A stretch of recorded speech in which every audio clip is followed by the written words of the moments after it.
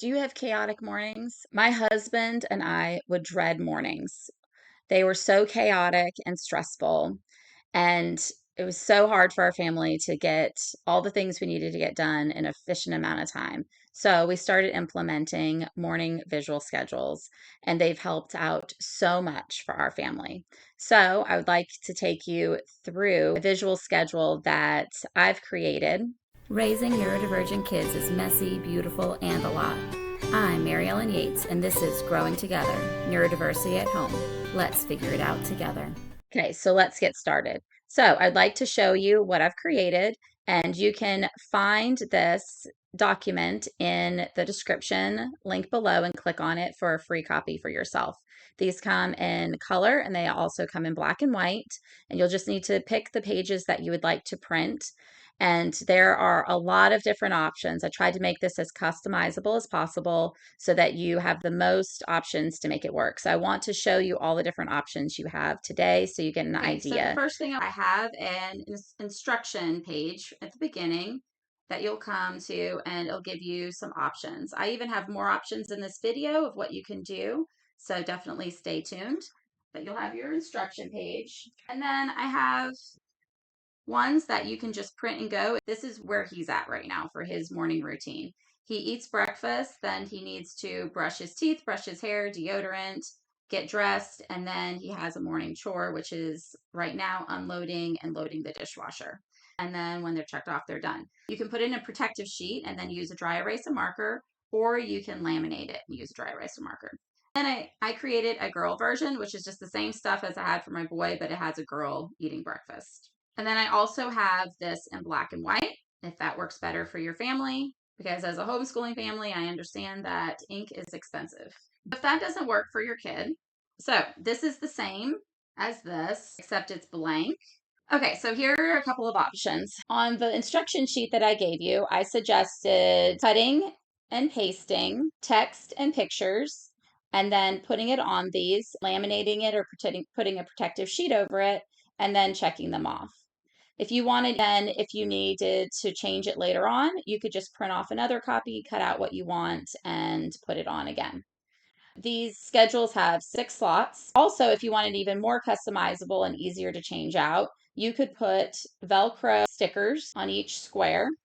And then I have these routine sheets that have pictures. So I have a lot of different types of pictures. I have black and white pictures as well, not just color. So there's a lot of different options. And then I also have text sheets that go along with the pictures. Okay, so then you cut out what you want to use and then you put them on your, and then he checks off in the other column when he's done it. And then these can rotate out as they get better at doing things. My son, he's still working on this. He needs each item in the bathroom that he needs to do still laid out for him.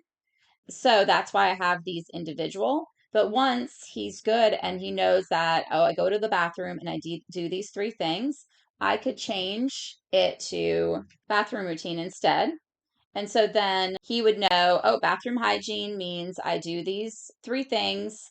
And then he would do those. And then I could add other things to this. Like maybe I want him to also bring out the trash in the morning. So I could have bring out the trash and his other morning chore. And I can continue to add this and go with that. And then you could have start your homework if you're a homeschooling family or whatever. You can keep adding to this and changing it as he gets more comfortable with his expectations, and you can add on to it from there.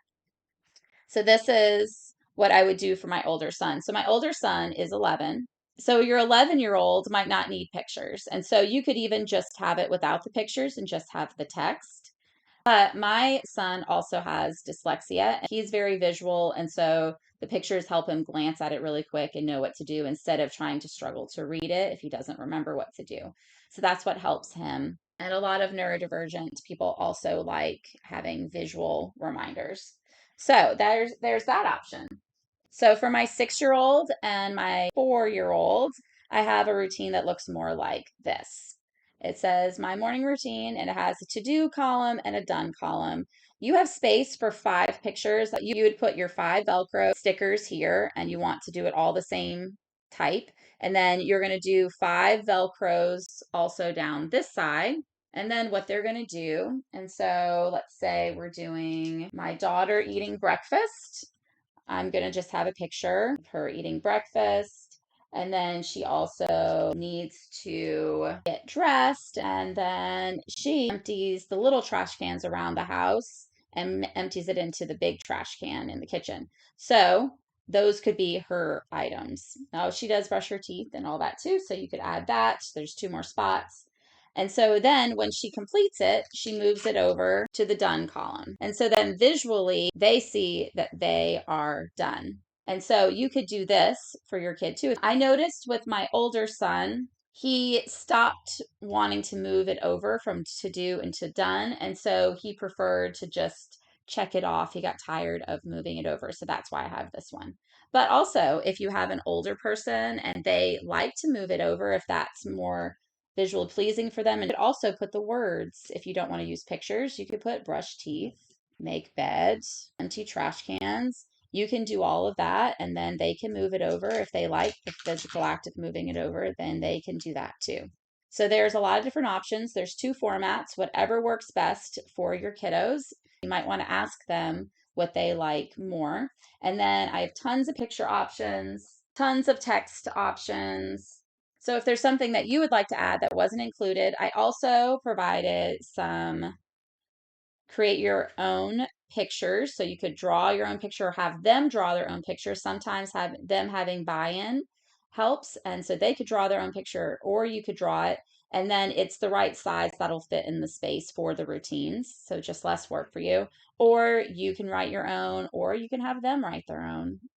There's nothing wrong with them writing their own, and that can give them more buy-in. And these will fit in the spaces so that it is easier for you too. So I hope this helps your family get a little less chaotic. I know it's helped my family a lot. I have a 4-year-old, a 6-year-old, and an 11-year-old that are using visual routines right now. For my 4-year-old, the expectation is she gets it done, and then whenever she gets it done in the day, then she gets 10 minutes of screen time on our tablet. And then my 6-year-old, he has to be done by 7:50 so that he can get his 10 minutes to watch on the tablet as well. Sometimes I allow him to do a drawing video if we have time, especially in the summer, but not all the time. And then for my 11-year-old, he has to be done by 7:45 to get 15 minutes. And they have to be done by 8 because that's when we start school, or we might have to get on the road for appointments. So that is their deadlines. For my 4-year-old and my 6-year-old, they do their chart, and my 4-year-old has to get it done sometime in the day, and my 6-year-old has to get it done before 7:50 if he wants his 10 minutes of tablet time. My 11-year-old needs more support. He has more executive functioning skills that he's working on. He gets distracted very easily, and so it is harder for him to stay on task, especially for something that's not a desired activity. And who really feels like getting ready? It's just something boring that we have to do. So we give his medication at 6 a.m. He has until 6:45 to eat breakfast because it's going to take him a while to get ready. His medication hasn't kicked in, and then also to eat. Around 6:45, then we start doing timers. And so he sets his timers on our tablet that has a visual timer that has a ticking sound, and he has 10 minutes to get dressed and do his bathroom routine. And then after that, he has 10 minutes to do the dishes, load and unload the dishwasher. And then if he is done by 7:45, he is able to watch his 15 minutes of tablet time. So he gets a little more time, but his chores a little more, and his struggle is a little harder to get this done. So that's what we do. If you don't like to do tablet time, you can allow them to do a desired activity after or whatever works for you that's motivating. Because I usually try to schedule undesired activities right before desired activities so it motivates them to move on in our day and to keep the flow of our day going. So, those are some tips for you to get started. Let me know what works and doesn't work for you, and I'll try to incorporate that in a later version. But for right now, I hope this helps. I look forward to hearing from you.